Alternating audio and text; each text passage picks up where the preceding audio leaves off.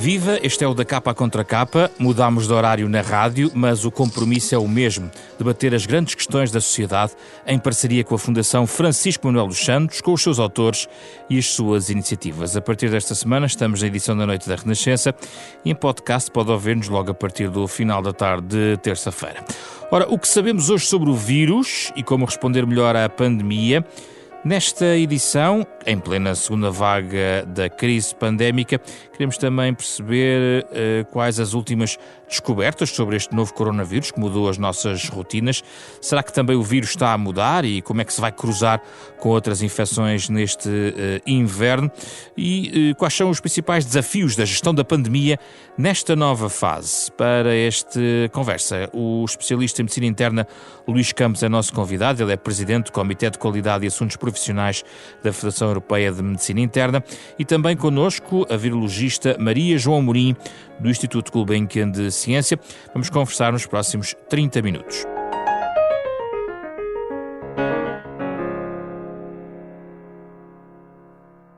Bem-vindos, Maria João e Luís, obrigado pela vossa disponibilidade. Juntam-se a nós em forma remota, já para manter algum distanciamento social, digital, nestes programas, agora numa segunda fase.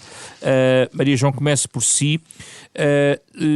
Comparando com o que sabíamos deste vírus em março, e estamos em novembro, o que é que resumiria, como resumiria o que fomos descobrindo, os tópicos essenciais que hoje sabemos, mais de ciência certa, digamos assim, sobre este novo coronavírus? Muito obrigada pelo convite, é um prazer estar aqui. Eu acho que desde março até agora é muito pouco tempo, não é? Nós estamos a tentar encontrar mecanismos como um vírus novo na população humana consegue eficientemente replicar-se e ser transmitido. Mas acho que a comunidade científica empenhou-se em grande escala a tentar ajudar nesta questão.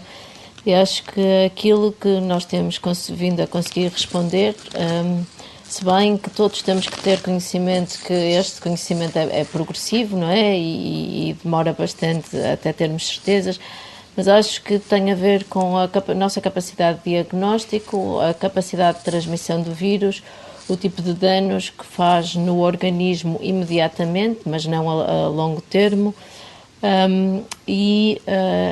começamos também a perceber a própria biologia do vírus, o que é que ele utiliza das células, como é que ele consegue entrar, e sabemos um pouco também sobre o tipo de resposta imune que despoleta na grande maioria das pessoas. Portanto, já sabemos algumas coisas, mas, como disse, todo este tipo de conhecimento demora a adquirir e, principalmente em termos de resposta do sistema imune, demora a adquirir. Vou querer detalhar um pouco essas respostas, Maria João, mais à frente. Luís Campos, da sua perspectiva do embate com o vírus, que tem vindo a fazer enquanto profissional de saúde, o que é que o tem surpreendido mais neste vírus, digamos assim? Agradeço também o convite para estar presente, é um prazer. Em relação a essa pergunta, enfim, eu acho que o combate a este vírus, esta pandemia, uma das consequências que teve foi destapar algumas das fragilidades do próprio sistema. A começar mesmo pela falta de preparação, portanto, ou seja, foi aflitivo ver no início e mesmo, portanto, não só a nível nacional, mas também, portanto, a nível internacional.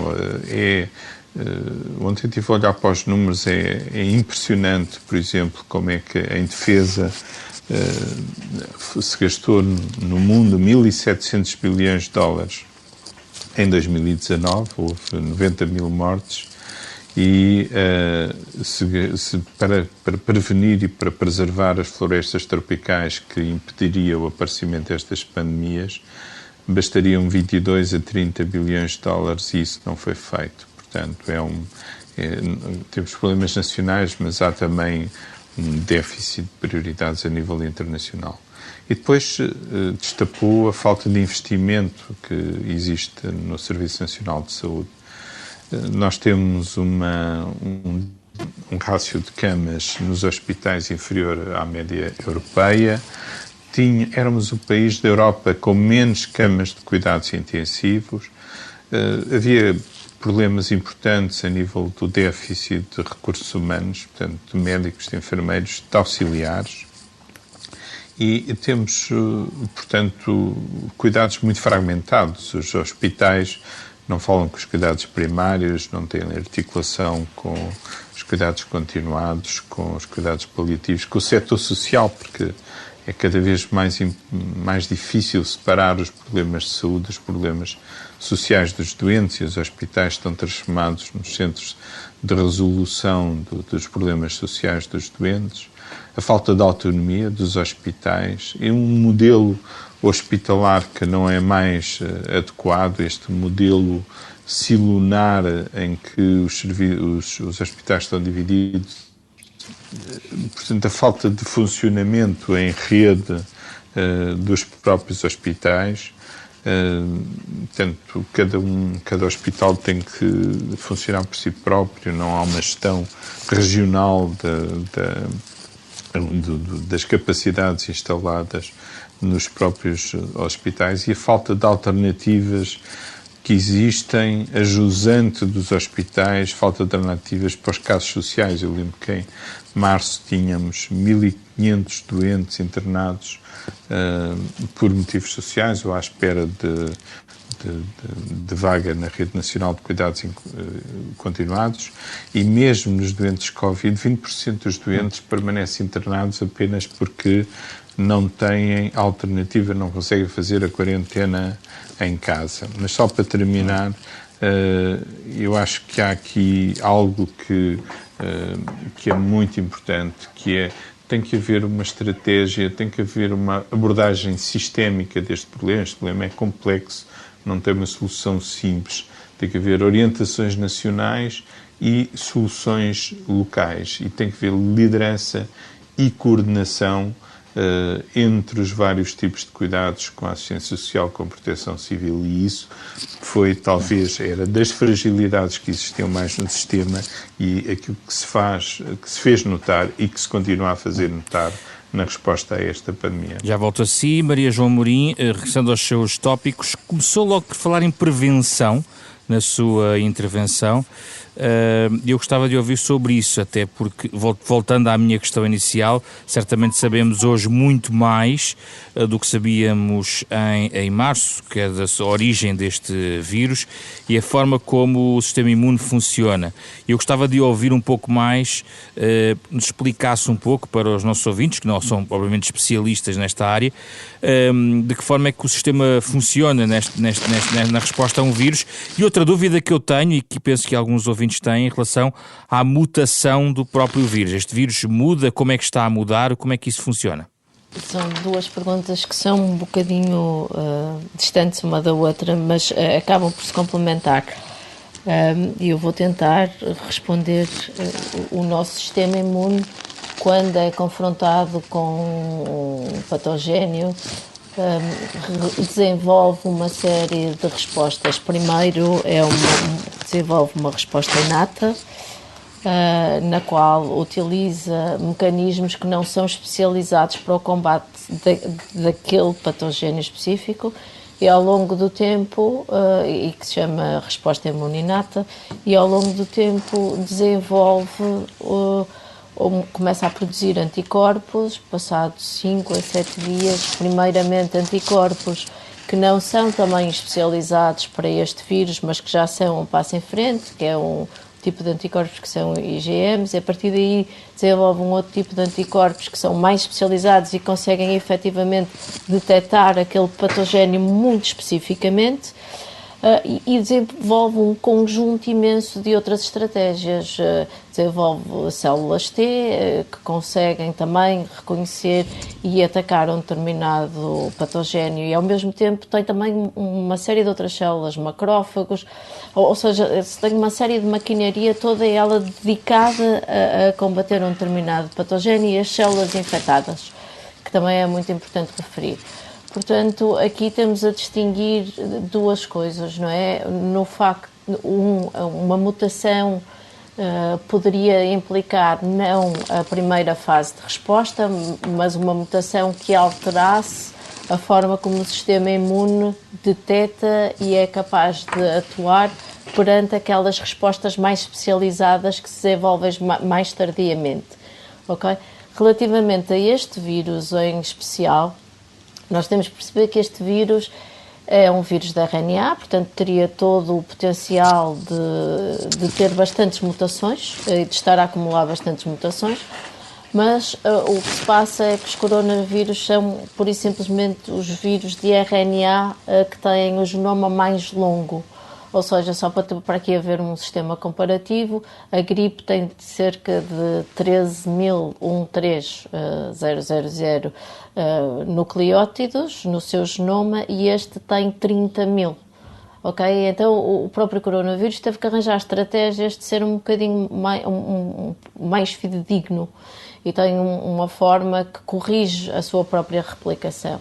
E isso faz com que o número de mutações seja menor, cerca de 2 mutações por mês, enquanto o vírus da gripe adquire 4.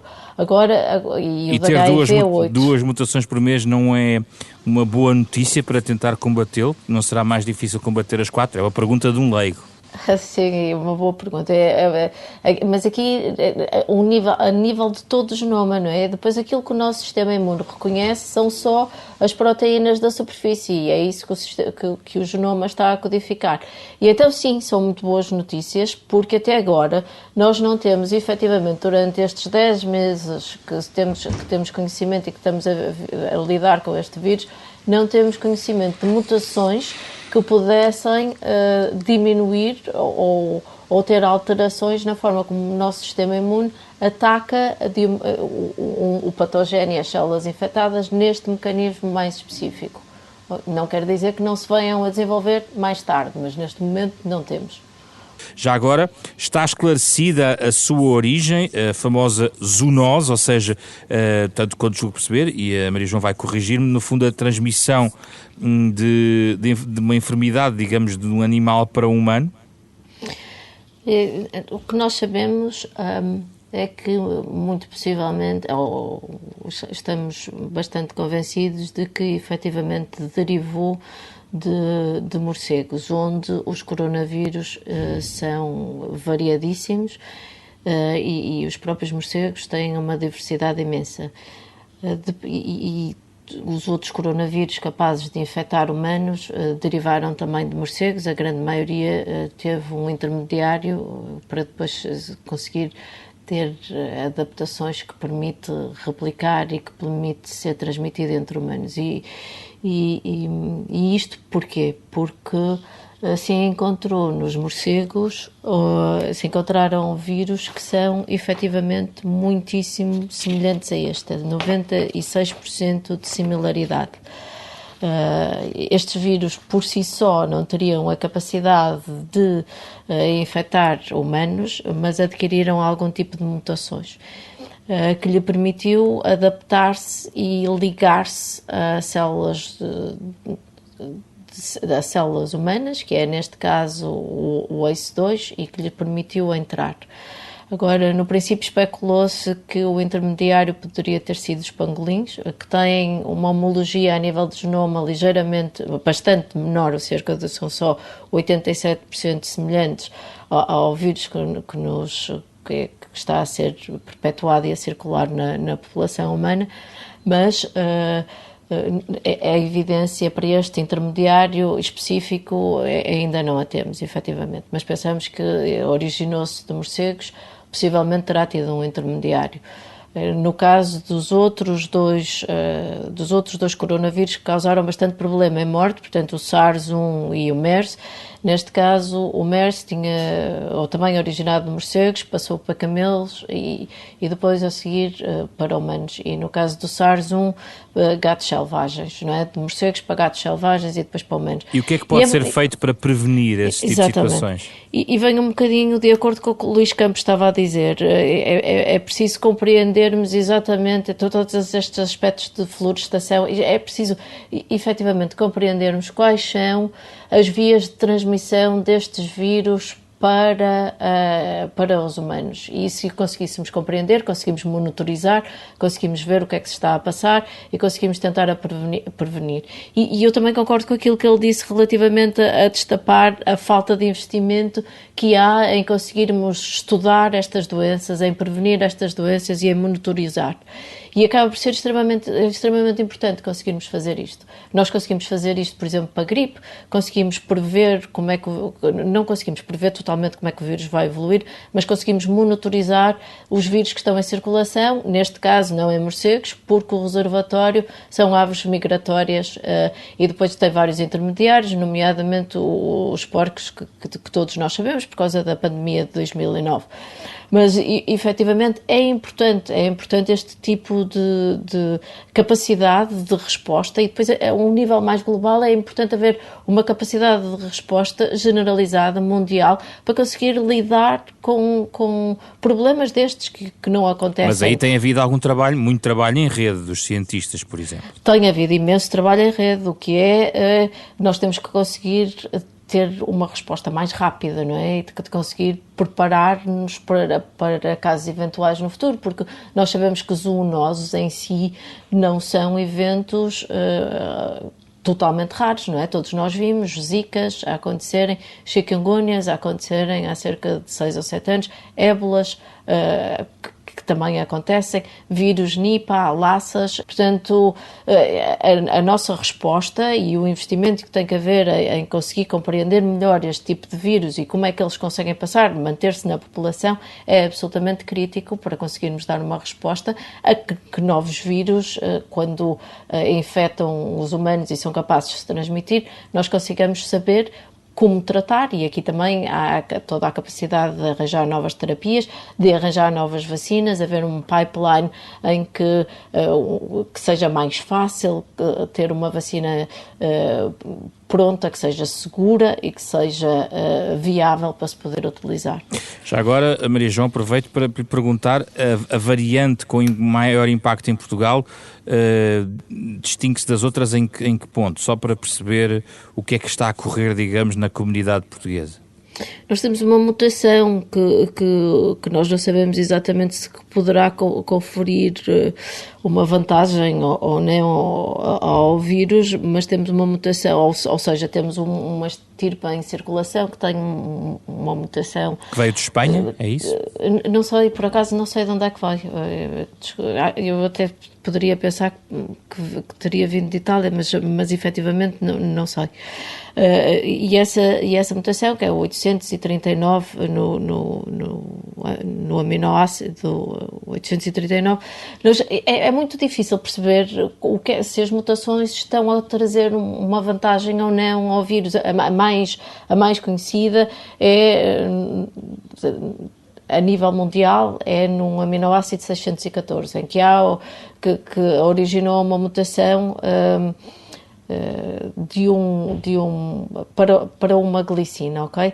E mesmo assim, estando todo o mundo a estudar, é extremamente difícil perceber, porque nós sabemos que essa mutação implica uma mais rápida replicação em células, mas depois em humanos não parece que a doença seja mais severa, apesar de haver estudos que indicam que haja uma maior transmissão mesmo entre humanos. Portanto, haver mutações depois implica um estudo imenso em tentar perceber o que é que estas mutações estão a fazer, se é que estão a fazer alguma coisa. Isso tem alguma ligação com o facto, por exemplo, de atingir pessoas diferentemente consoante a sua classe etária, ou não tem nada a ver com isso?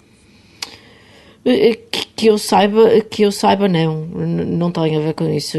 Tem a ver com os vírus replicarem, poderá ter a ver com o sistema imune estar mais ou menos comprometido e o vírus perpetuar-se em determinado indivíduo durante mais tempo, mas estes vírus são vírus de RNA, não é? Têm a tal capacidade de adquirirem mutações. É preciso compreendê-las e é preciso saber se estão a fazer alguma coisa ou se são uma mera mutação que depois, por um motivo ou por outro, aquela estirpe está a ser transmitida mais na população, não propriamente por causa da mutação, mas por causa dos contactos, por causa da estabilidade do vírus, por causa de uma série de outros fenómenos. Luís Campos agora está connosco por telefone, devido a questões técnicas. Eu estava a perguntar-lhe há pouco em relação a esta incerteza científica sobre a natureza do vírus, esta descoberta em contínuo que está a ser feita sobre este vírus, se condiciona demasiado a resposta médica, por um lado ainda hoje, e por outro lado, se isso, apesar de tudo, não desculpa eventuais desorganizações do sistema, tendo em conta que já temos alguma informação sobre a natureza da transmissibilidade do próprio vírus e dos comportamentos necessários e da forma, eventualmente, de se preparar o sistema. Bom, é verdade que existe muita incerteza em relação a esta pandemia, mas também é verdade que era esperado desde há muitos anos que a possibilidade desta pandemia, já houve outras pandemias recentemente. Eu era diretor do Serviço de Urgência do Hospital São Francisco em 2003, quando tivemos a ameaça de SARS, e depois no ano seguinte foi logo a gripe aviária, o H5N1, depois em 2009 a gripe A, e depois o MERS-CoV, o ébola, o Zika, nova ameaça de ébola, e há neste momento, portanto, vários vírus que podem constituir ameaças reais para novas pandemias. Bom, tudo isto está ligado à degradação do meio ambiente, dos ecossistemas, e ao maior contacto das pessoas com os animais das florestas. Portanto, esta pandemia era esperada. Eu lembro-me que em 2017 assisti uma conferência inaugural do Congresso American College of Physicians, que foi feita precisamente pelo professor Fauci, onde ele dizia que no início de cada mandato de cada presidente ele fazia um briefing para explicar quais eram as maiores ameaças em termos de biológicas que poderiam ter. E tinha feito isso com sete presidentes. E todos eles tinham enfrentado durante o seu mandato alguma ameaça pandémica. Ou seja, estas ameaças, portanto, existem e, portanto, nós devíamos estar preparados para elas. Portanto, com equipamentos, com reservas de medicamentos e com planos de contingência que nos permita, portanto, cenarizar respostas em relação à evolução das próprias pandemias. O que está a dizer, Luís Campos, é que dizer hoje em dia, na sequência desta crise pandémica, que mais pandemias destas poderão vir pelo caminho, é, no fundo, repetir apenas uma mensagem que a própria comunidade científica e médica já vinha alertando antes desta crise pandémica. Sem dúvida. E nós, enfim, nós em Portugal temos a sorte de ter um bom Serviço Nacional de Saúde. Eu imagino que seja que, apesar das insuficiências que eu descrevi, das fragilidades que tem, em países, portanto, que não têm um forte Serviço Nacional de Saúde e têm uma medicina privada prevalente, houve enormes diferenças na forma como a pandemia afetou grupos mais vulneráveis, raça negra, os latinos, etc., que morreram muito mais e foram fustigados pelo Covid muito mais do que outras raças. Tivemos a sorte de Espanha e Itália terem surgido primeiro de uma forma muito grave. Tivemos a sorte no sentido de também olhar para aquele exemplo, a tragédia dos outros, no fundo, fez-nos abrir os olhos e na primeira onda isso foi claro na sociedade. Sim, isso é verdade e, portanto, nós fomos avisados com 15 dias de antecedência do que é que ia acontecer e ficámos muito assustados porque, de facto, as imagens que nós vimos eram assustadoras e também as mensagens de colegas meus que estavam em Milão, outras em Madrid, portanto... E porquê é que há agora a sensação de que não aprendemos nada para a segunda onda? Olha, isso é um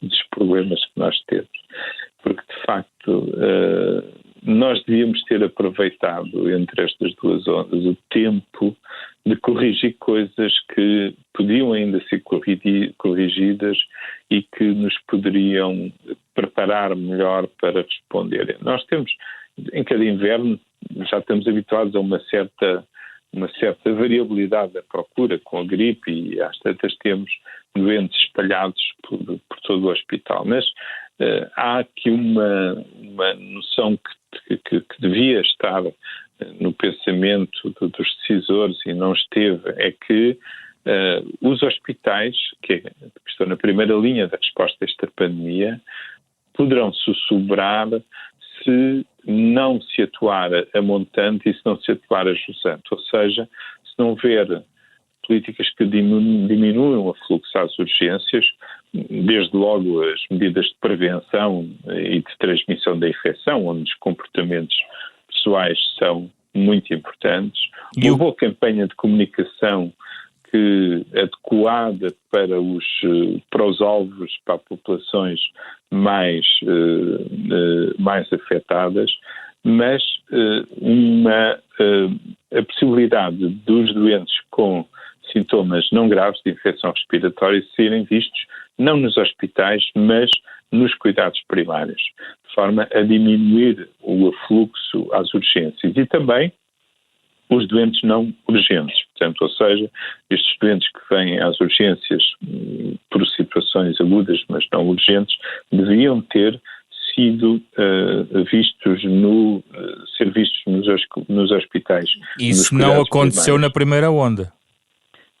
Isso não aconteceu e agora tarda a acontecer, ou seja, apesar de estar no plano outono-inverno do Ministério, o que é um facto é que o plano outono-inverno, portanto, tem as medidas, mas não tem a operacionalização de todas estas medidas. A grande parte delas estão lá, mas não foram operacionalizadas e são tardias, quer dizer, portanto, já estamos em plena pandemia e o plano saiu há 2 semanas, no princípio do outono. Mas há aqui um aspecto para o qual eu gostava de chamar a atenção, que era a retoma dos cuidados, quer nos cuidados primários, quer nos hospitais. Não há só as vítimas da pandemia. Neste momento estão a morrer 30 e poucas pessoas. Eu já lá vou, prometo ir aí, que é um ponto importante que quero tocar, que são toda a realidade que não é Covid, digamos assim, mas eu gostava ainda de ouvir Luís Campos e depois também gostava de ouvir Maria João Amorim sobre isto. Tem a ver com a resposta, digamos, estrutural da sociedade, e neste momento nós estamos a regressar à lógica de confinamentos para tentar travar as cadeias de contágio. Luís Campos, tem expectativa de resultados que possam de facto aligerar a situação? Qual é a sua ideia sobre esta ferramenta que as autoridades agora estão a tentar implementar em Portugal?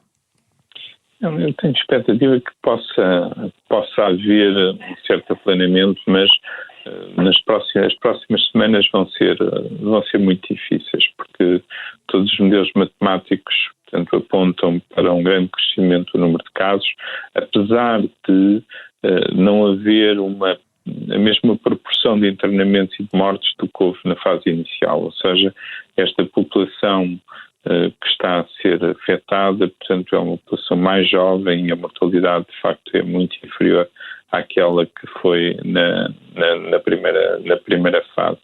Mas, como eu dizia, nós, apesar de tudo, acho que poderíamos conseguir responder se acontecerem coisas antes e depois dos hospitais. Depois dos hospitais, por exemplo,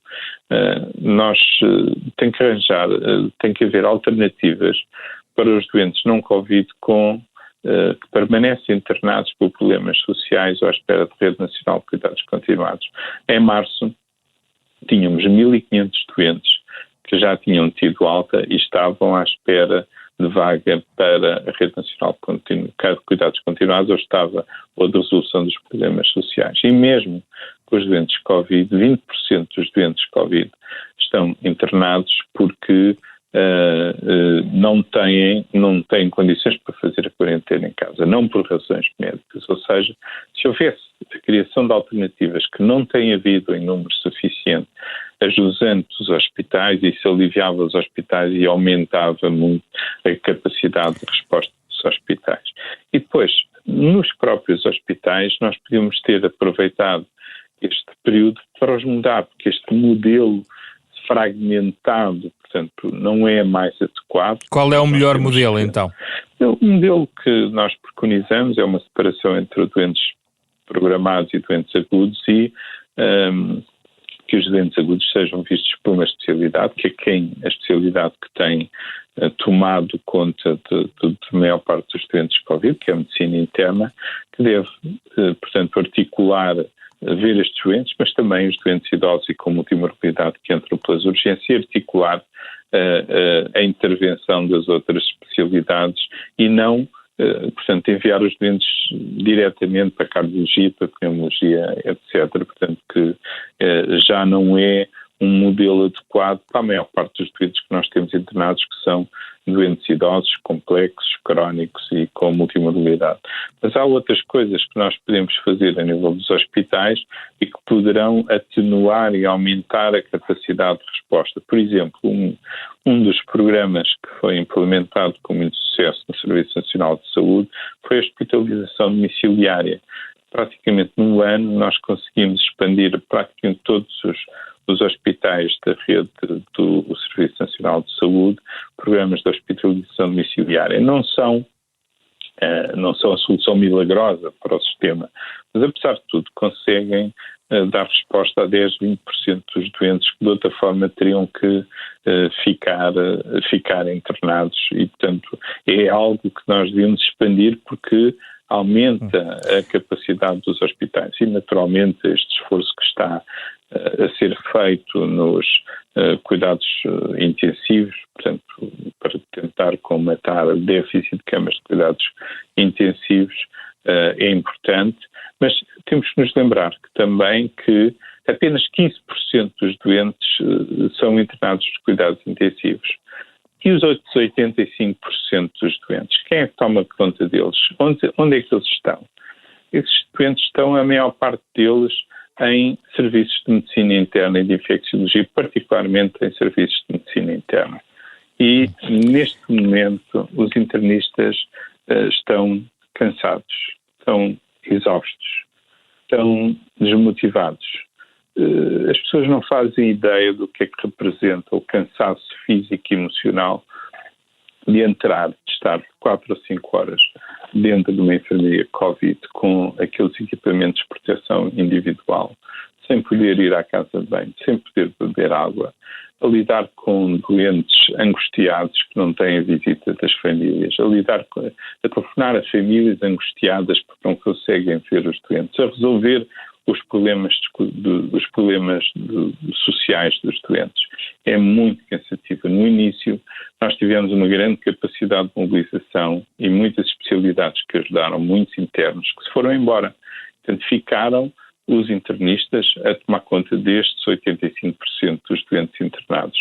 E nós não temos mais capacidade. As pessoas são as mesmas, as necessidades duplicaram. Por exemplo, no serviço de urgência tivemos que duplicar os circuitos e, no entanto, o número de internistas são os mesmos. E isso é algo que nós devíamos ter calculado agora para a segunda vaga.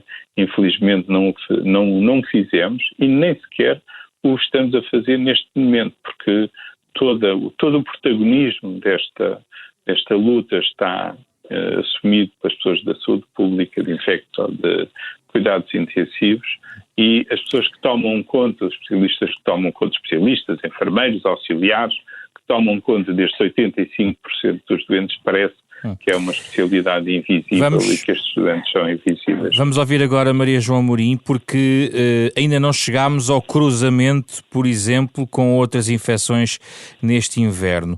O que é que podemos esperar para este inverno na ligação entre este novo coronavírus e outros vírus e outras infecções? Antes, se calhar, de referir isso, gostava de referir um outro ponto em que era bastante importante e que vem na linha daquilo que o Dr. Luís Campos estava a referir, que é esta fragmentação e esta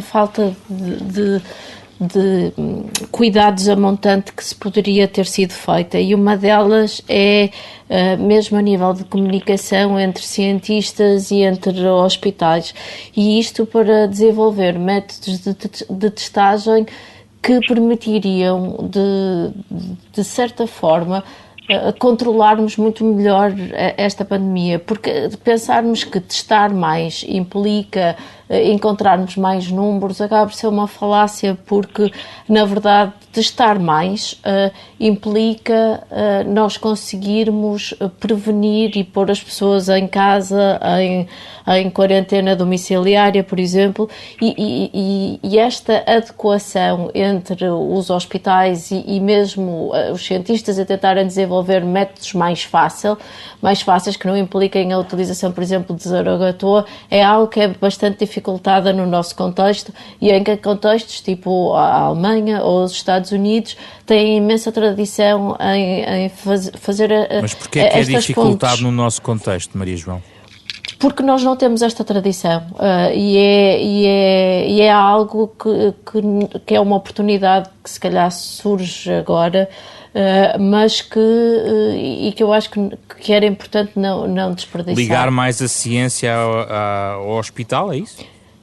Só neste aspecto de encontrar soluções rápidas, por exemplo, testagem. É fácil compreendermos se todos fôssemos testados todos os dias em casa e se víssemos que estávamos infectados ou não, poderíamos ter a nossa vida ou não ter a nossa vida, não é? Seria um mundo idílico, não é? Que estamos bastante longe de atingir, mas era algo que, mesmo não sendo um teste de monitorização e não com a sensibilidade de um teste de diagnóstico de 99%, já poderia diminuir em muito a circulação das pessoas infectadas e assintomáticas, que sabemos ser um problema. Maria João, como é que vai ser então este cruzamento deste novo coronavírus com os outros vírus da gripe? Como é que pode ser este inverno? Aquilo que nós sabemos, e temos essa informação do inverno anterior na China, é que houve vários estudos nos quais se identificaram as pessoas em estado mais severo se tinham outro tipo de infecções respiratórias. E na grande maioria dos casos tinham quer de gripe, quer de outros vírus e até outras bactérias. E, portanto, nós vemos aqui uma coisa que é bastante complexa. Que é a importância de tentar discriminar ou de fazer um diagnóstico correto, perceber se é uma gripe, perceber se é um doente de Covid e conseguir separá-los, não é? E, por outro lado, o facto de uma infecção poder potenciar a outra. E não é só a gripe, é vírus respiratory syncytial virus ou outros vírus, adenovírus, vírus que todos os invernos provocam, e até outros coronavírus, que todos os invernos e outonos provocam as doenças respiratórias que nós também conhecemos, ok? Luís Campos já chamou a atenção publicamente em relação a esta sobrecarga e a necessidade de trabalhar noutro sentido neste cruzamento do inverno, nomeadamente no artigo que fez publicar na Ata Médica, em coautoria com outros responsáveis e também na área da saúde pública. E a sua preocupação com os doentes não Covid vai certamente intensificar-se, presumo eu, porque ainda agora estávamos aqui a perceber, veio as outras infecções de origem respiratória e, digamos, a sobrecarga não Covid no sistema vai aumentar. Vê algum sinal de preparação? Viu alguma resposta àquilo que escreveu nesse artigo na Ata Médica? Bom, é possível que as respostas estejam a ser preparadas, portanto, eu não sei, portanto, porque a nível do terreno ainda não mudou muita coisa, mas acredito que o Ministério esteja a preparar-se para uma resposta mais eficaz a esta possibilidade. É possível que que a epidemia de gripe não seja tão intensa como noutros anos, porque aquilo que tem acontecido nos países do hemisfério sul é que as medidas que nós tomamos para evitar a propagação do coronavírus estão também a diminuir a epidemia de gripe. No entanto, se nós não conseguimos diminuir aqui a epidemia de gripe e as duas coisas juntarem, nós temos o cenário para uma tempestade perfeita. Aí devíamos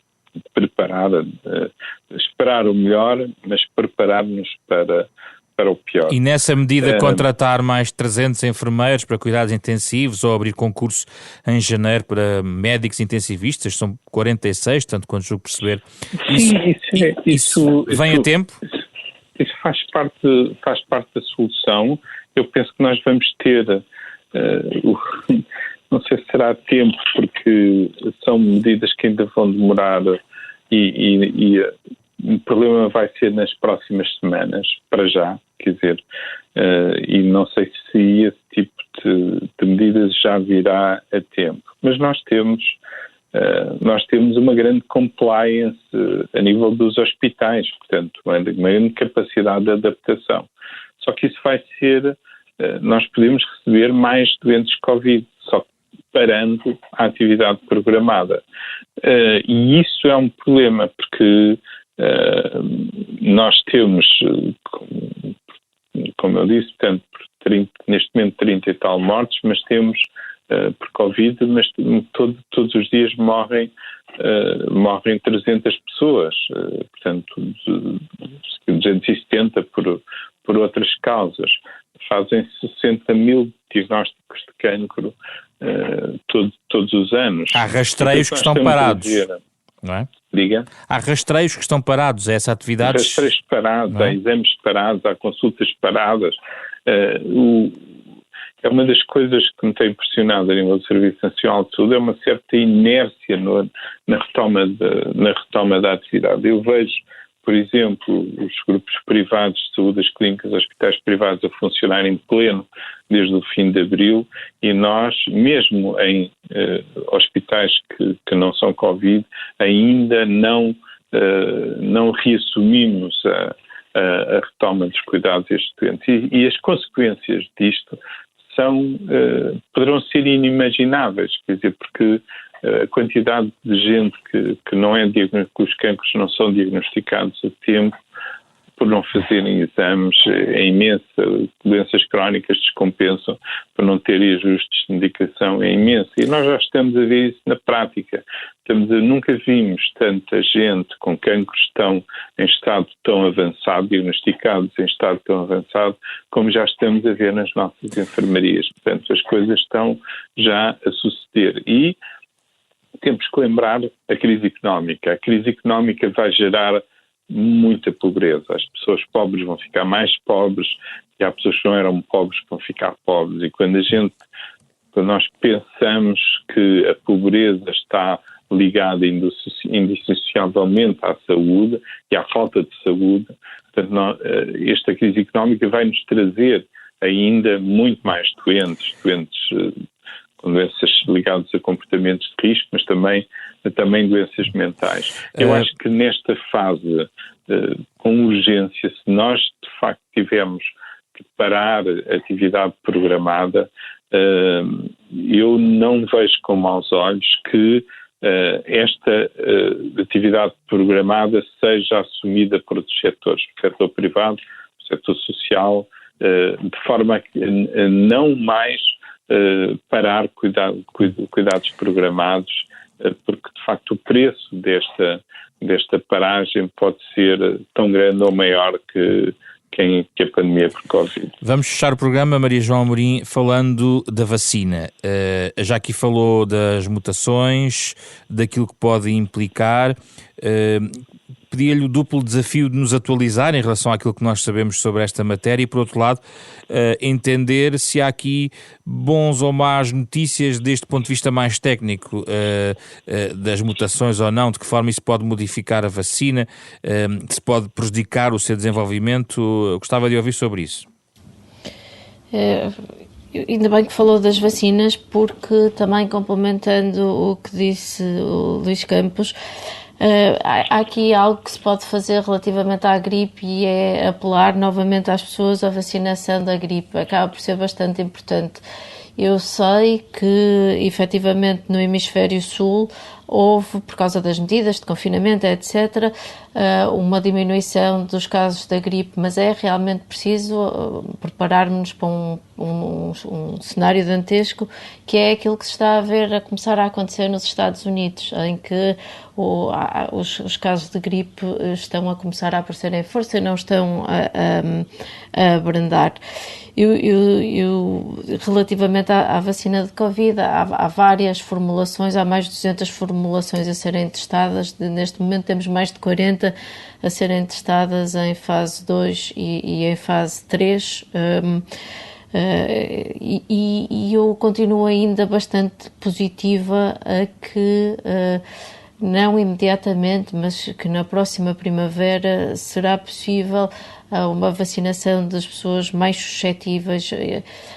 Isto porque nas vacinas que já são a ser testadas há uma boa resposta imune. A nível das alterações do vírus, não parece estar a haver alterações que ponham em causa o tipo de vacina ou o tipo da resposta imune disputada. E, caso haja, há sempre a hipótese de fazer o que fazemos para a vacinação da gripe, que é alterar a vacina anualmente, não é? Introduzir as novas mutações. É preciso termos a certeza que a vacina funciona e que a vacina é segura, apesar de os dados iniciais apontarem num sentido que eu acho que é bastante positivo.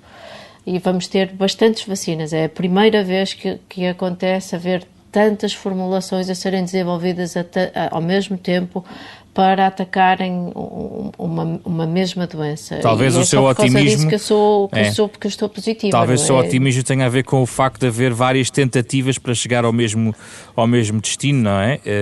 E poder despistar se houver alguma vacina que tenha problemas ao nível da sua segurança e eficácia, não é?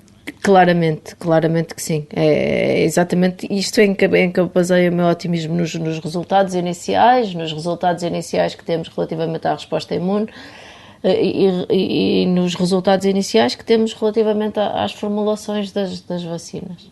Mas sabendo que há outras infecções que foram travadas, mas não houve vacina, vou dar o exemplo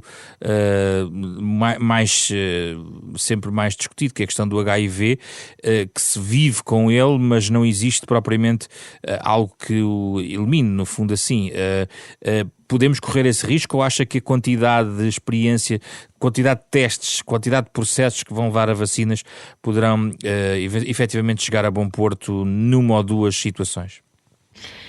Podemos sempre correr o risco, não é? Não é só HIV, é dengue também. Nós não conseguimos uma vacina para dengue e mesmo para outros coronavírus. As vacinas não existem para alguns tipos de coronavírus que infectam animais e obviamente que sim. Mas o meu positivismo vem de várias pessoas, várias estratégias estarem a pensar no mesmo problema. Esta diversidade que se atingiu ao nível das estratégias, eu continuo bastante positivo. Obviamente que não posso garantir que tal vá funcionar, mas estou positivo. Muito obrigado pela vossa disponibilidade, Maria João Mourim e Luís Campos, os convidados desta semana da Capa à Contra Capa, edição desta terça-feira, a partir de agora às terças-feiras, na rádio, em podcast. Pode ouvir-nos a partir do final de tarde de terça-feira, um programa com o genérico original de Mário Laginha. Olhámos para a pandemia, num contexto em que a Fundação Francisco Manuel dos Santos introduz o tema também no seu mês de Educação e Ciência, com a conferência recente no âmbito deste mês da Ciência e da Educação. Outros temas ligados à ciência vão permanecer durante as próximas semanas neste programa e, para já, vamos virar agulha nas próximas semanas para as eleições norte-americanas. Fizeram este programa Rui Glória, André Peralta, Ana Marta Domingos, José Pedro Frazão. Regressamos na próxima terça-feira.